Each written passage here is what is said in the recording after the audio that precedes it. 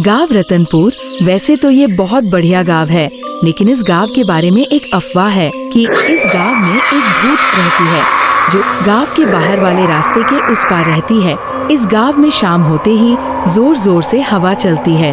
सभी गांव के कुत्ते भौंकने लगते हैं। गांव के लोगों का मानना है कि उसी रास्ते पर उसी गांव की एक औरत, जिसका नाम शांति था, उसका किसी ने खून किया था और वह भूत भी उसी की है।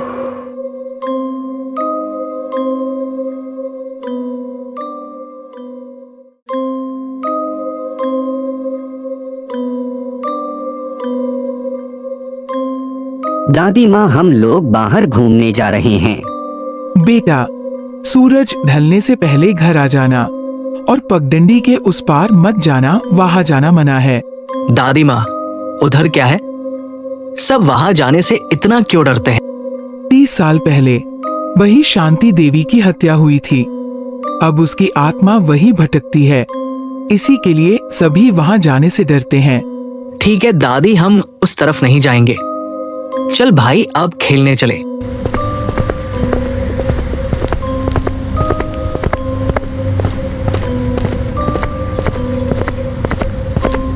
विक्रम 29 साल का साधारण सा आदमी शहर में मजदूरी करता था। काम छूटने के बाद गांव लौट आया। एक शाम खिड़की से बाहर झांकते हुए उसने देखा पगडंडी के उस पार हल्की लाल रोशनी, जैसे कोई लालटेन हवा में हिल रही हो। अम्मा, देखो, उधर कोई लालटेन लेकर खड़ा है। कितनी बार बोला है बेटा, तुझको मत देखा कर उस तरफ, नजर लग जाएगी। अरे अम्मा, ये सब अंधविश्वास है। ये भूत कुछ नहीं होता। ये सब बस मन के भ्रम है। अंधविश्वास नहीं, ये चेतावनी है। जिसने भी रात के समय उस रास्ते की तरफ जाने की कोशिश की, वो सभी मारे गए। अब उधर देखना बंद करो और आंखें सो जाओ।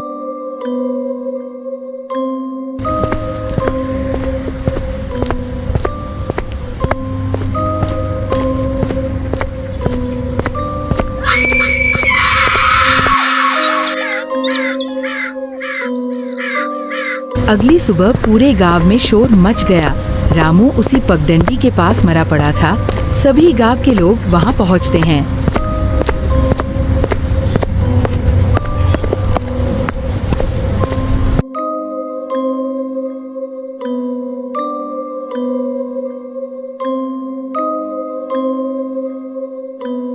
मैंने पहले ही कहा था कि रात को कोई इस रास्ते पर नहीं आएगा, लेकिन कोई मेरी बात माने तब ना। अब रामू को ही देख लो, कैसे उस भूत ने इसे मार डाला। हे भगवान, पता नहीं इस गांव का क्या होगा। मुझे लगता है ये किसी इंसान का काम है, ना कि किसी भूत का, और मैं इसका पता लगा के रहूंगा।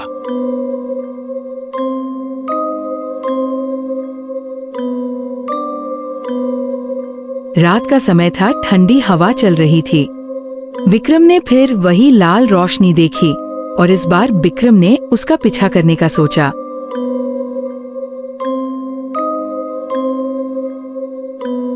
जैसे ही उसने पगडंडी पार की, शरीर में एक अजीब सिहरन दौड़ गई। रोशनी एक पुराने खंडहर की तरफ बढ़ रही थी, लेकिन अचानक गायब हो गई। अरे ये अचानक कहाँ गायब हो गया? गुफा के पास जाके देखता हूँ।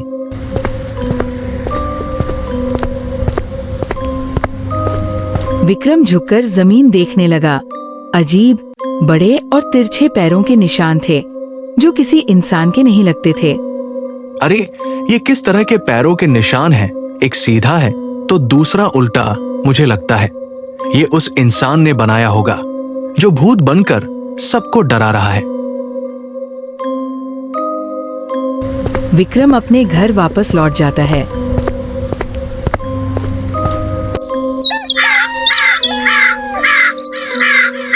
कुछ दिनों बाद फिर खबर आई, गांव का हरिओम पगडंडी के उस पार मरा पड़ा, गला कटा हुआ, मौत का तरीका बिल्कुल पहले जैसा। गांव वाले विक्रम के घर के बाहर इकट्ठा हो गए। विक्रम, मुझे सच बताओ, तूने पिछली बार कुछ देखा था ना? सच बताओ। मैंने उस रात बस रोशनी देखी थी और अजीब पैरों के निशान। विक्रम, अब तुम ही इस गांव के लोगों को बचा सकते हो। अगर तुमने उस भूतनी को नहीं रोका तो फिर किसी की मौत होगी। कुछ करो विक्रम। ठीक है, मैं कुछ करता हूं। आप सभी लोग अपने अपने घर जाएं। और जब तक मैं इस कहानी का खुलासा नहीं करता, रात को कोई अपने घर से बाहर नहीं निकल सकता।